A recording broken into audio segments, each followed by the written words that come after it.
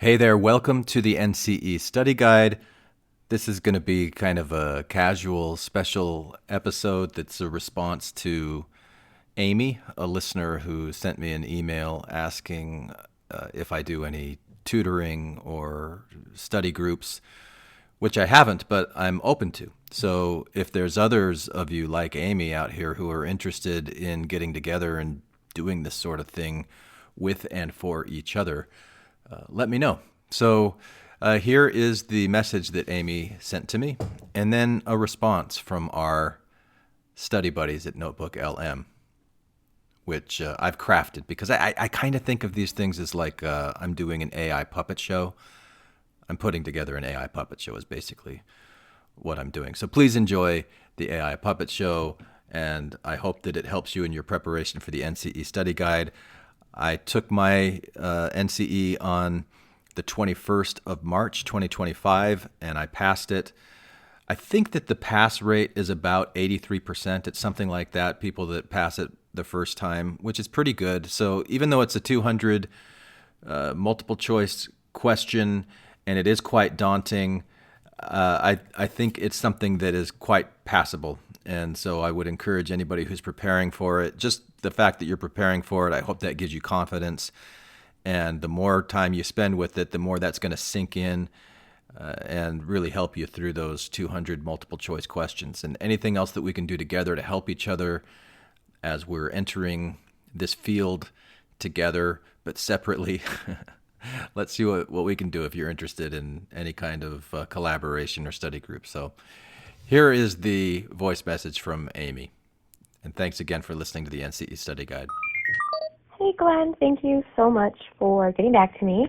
As far as you talking about specific questions for the NCE, obviously, that I have to be 100% honest. It's definitely not something that I have just ready to rock and roll as far as this is the questions I have, 1, 2, 3. It's more or less just this test in itself. Just having, I guess, enough right information and understanding right behind the theorists and what they do, and just a little helpful tips, right, that help remember these types of questions that I'm going to be seeing on the NCE, I guess, is where my biggest help is going to be. So it's not that I can't put questions together. I guess I just don't even know where to start. Again, I did tutoring before with one person, and she just kind of gave me just a bunch of resources, which is completely fine, but to go over that all myself and read it to myself, sometimes I have a harder time doing that. So being able to work one-on-one with someone or like a study group is definitely something that seems to help me out because it stays a little bit easier in my mind. I definitely have also been listening to the deep meditations as well. And then episode 1 to the episode 20 for the 200 questions again and again, just so I can understand that a little bit better. So yeah, that's kind of where I'm at.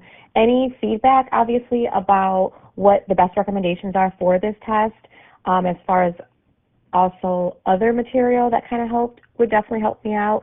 I just want to make sure I go in and just kind of pass this, not that I'm having to do this multiple times over and over again, as this test just in general is very intimidating, and to sit for 200 questions and know that I have to do that again would not be something that, would probably feel amazing. So that's kind of where I'm at with it. I definitely like the idea of adding that to the podcast as far as what other people's questions are. So I think that is a great idea, because there are things that I haven't thought of that I hear the people ask, and I'm like, oh, well, that's a great question. So yeah, any help, any guidance from you is definitely always appreciated. Thanks again, Glenn. Bye. Thank you for listening to the NCE Study Guide podcast. Welcome to this deep dive. Today, we're really focusing in on a question from one of you, our listeners, Amy. And Amy, when we read your email, it really struck a chord, because what you're feeling is something we hear so often from folks getting ready for the National Counselor examination. Absolutely, Amy. You described feeling Overwhelmed by just how much information there is to take in, that pressure to pass such a crucial exam, and honestly, that really basic hurdle of figuring out where to even begin with all the study materials out there. It's completely understandable. You were also really honest, Amy, about not having like a specific list of questions for us right now. Instead, you talked about needing help with the core theorists, the really fundamental knowledge in our field, and just some good strategies for remembering everything without feeling like your head is going to explode. Right. And you mentioned that going through resources on your own feels tough sometimes, and that you tend to get more out of learning when it's more interactive, like in tutoring or maybe study groups. And it sounds like you're already putting in the work, Amy. You mentioned listening to deep meditations, which is fantastic for managing the stress that comes with exam prep. And going back through old podcast episodes with sample questions, that shows real commitment to engaging with the material, and we definitely want to acknowledge that effort. Yeah, absolutely. What really came through in your message, Amy, was this clear need for some direction. You're looking for guidance on how to study effectively for the NCE so you can feel confident going in and ideally not have to repeat the exam. Makes sense. The thought of facing those 200 questions again, as you put it, is something you're really hoping to avoid, and that makes perfect sense. You also touched on the idea of a listener Q&A segment on the podcast, which is something we're exploring.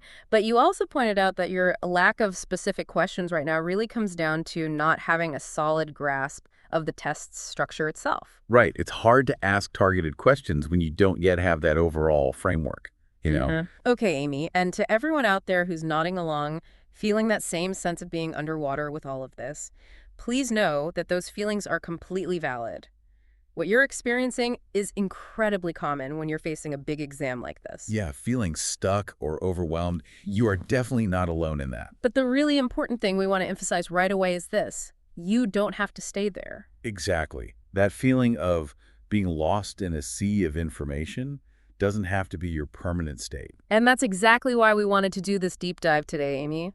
Our mission is to address your core concerns and the concerns of so many others by really focusing on understanding the fundamental structure of the NCE. Right. We want to help you build a study plan that isn't just about logging hours, but about being really purposeful, strategic, and ultimately feeling a lot more confident as you prepare. Absolutely.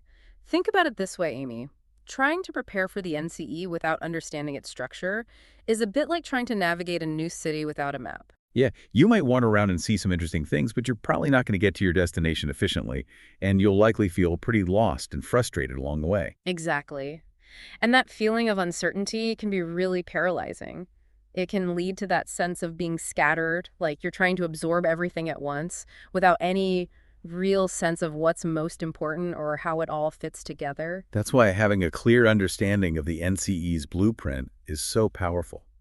Knowing how the exam is put together, the specific content areas it covers, the way the questions are typically asked, and even the basics of how it's scored gives you the power to study smarter, not just harder. You can start to see the landscape. Yeah, and prioritize your efforts. Here's where it gets really interesting, Amy. Once you have that big picture of what the NCE involves, you can start to create a study plan that's not only clear and focused, but also realistic for you and, crucially, tailored to how you learn best.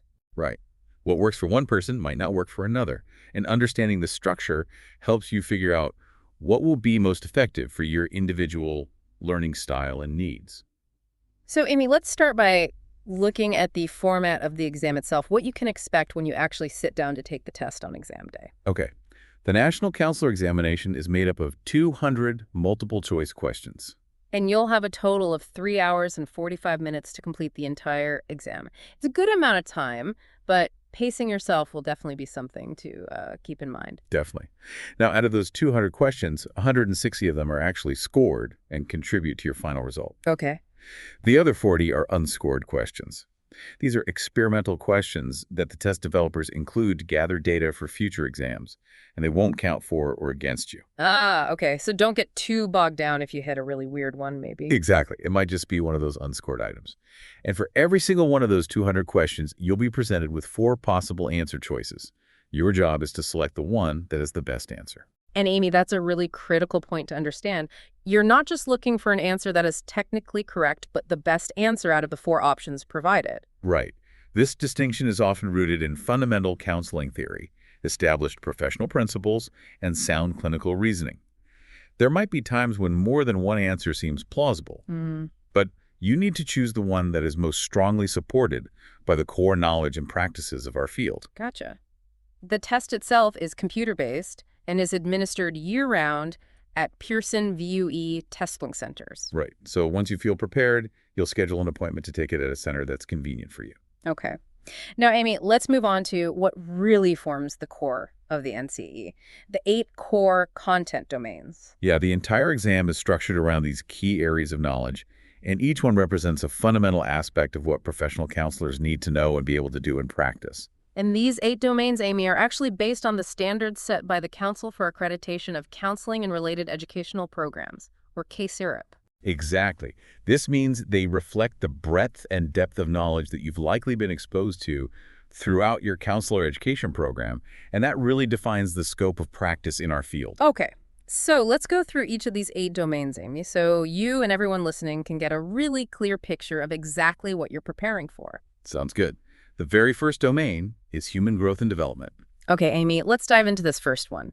Human growth and development covers a lot of important ground, including the major theories of personality development.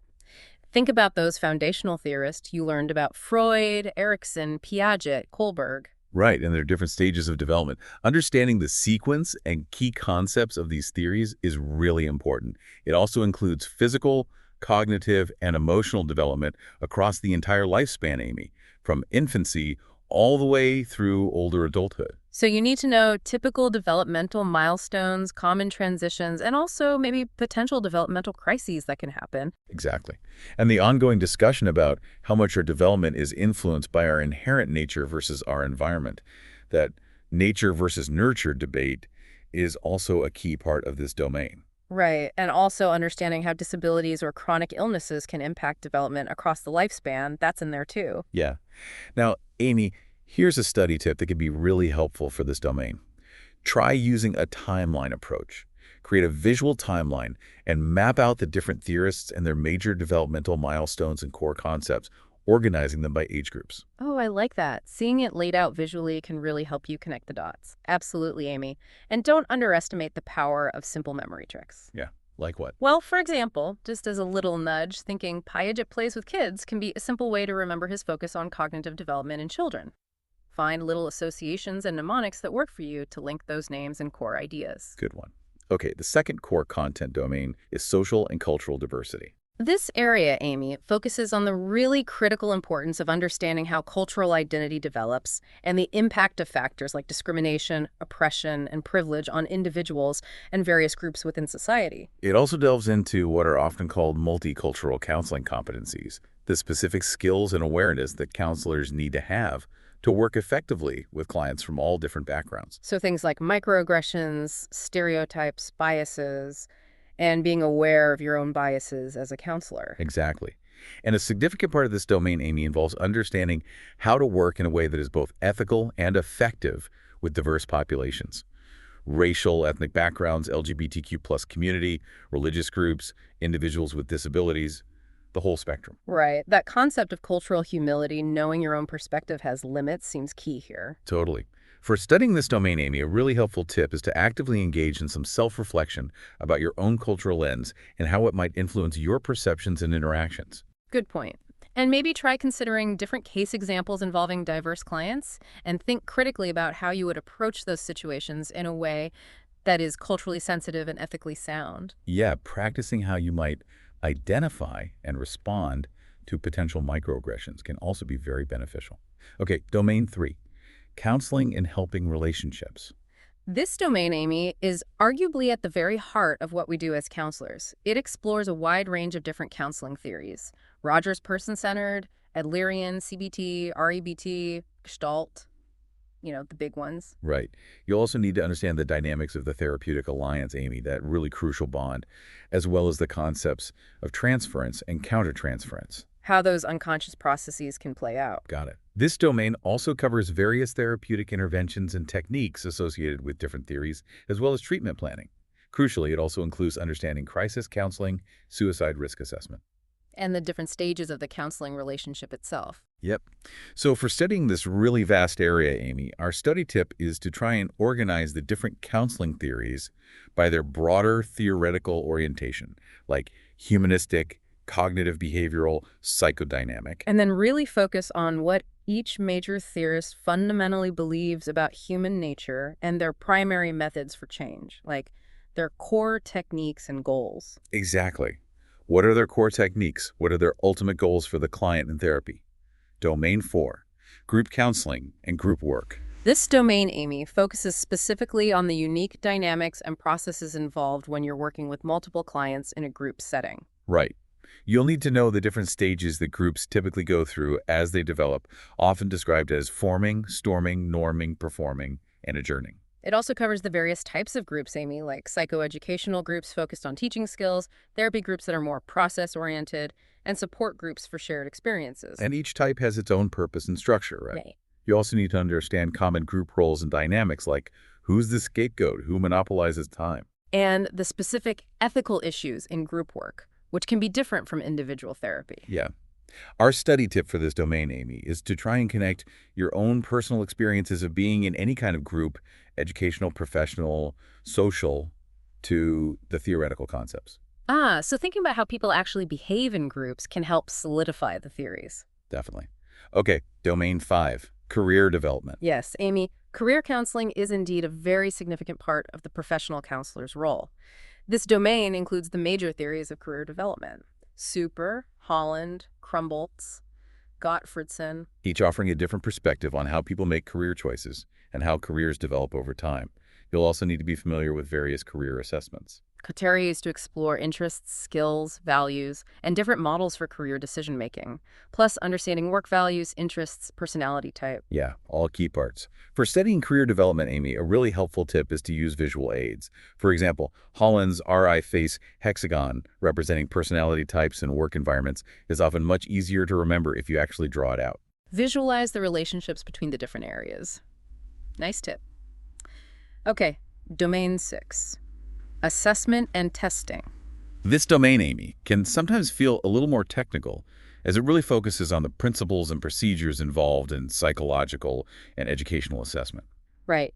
You'll need to understand the different types of assessments, achievement tests, aptitude tests, personality inventories. Familiarity with standardized testing procedures is essential here, Amy, as is a good grasp of some key psychometric concepts, like reliability, how consistent a test is. And validity doesn't measure what it's supposed to. Got it. You'll also need to understand the standard error of measurement and how to interpret different types of scores, percentiles, z-scores, t-scores. Okay.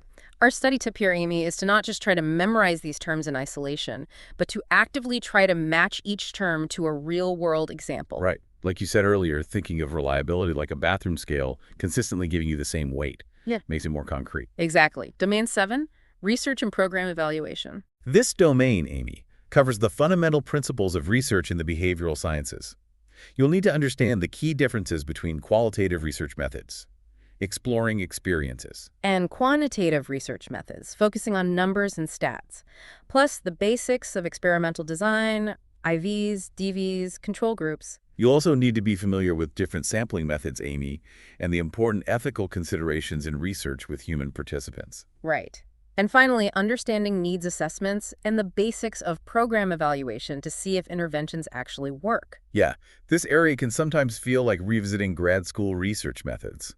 Our study tip here is to try and keep it relatively simple by always focusing on the fundamental goal of the study or the core question the program evaluation is trying to answer. Like, what were they trying to find out and was their approach sound? Exactly.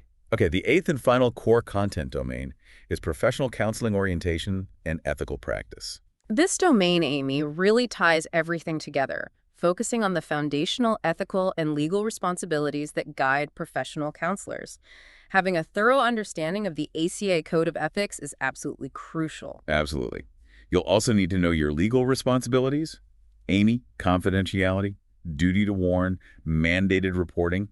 This domain also covers developing your professional identity, the role of supervision, licensure. And the critical importance of counselor wellness and self-care to prevent burnout? Definitely.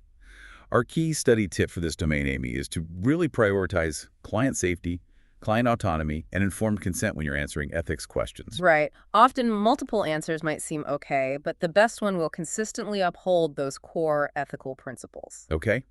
So now that you, Amy, and everyone listening have a much clearer picture of these 8 core content domains, let's talk a bit about why understanding this structure is so incredibly beneficial. Well, Amy, first and foremost, having this framework helps you realize that you don't need absolute mastery in every single tiny subtopic.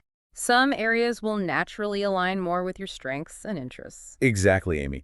Knowing the structure allows you to develop a study plan that strategically reflects your strengths and also identifies areas where you might need to focus more attention. You can pinpoint domains where you feel pretty confident and maybe review those more lightly, while dedicating more time to areas where you feel less secure. It also helps break down what can feel like this huge, overwhelming task into smaller, much more manageable pieces, Amy.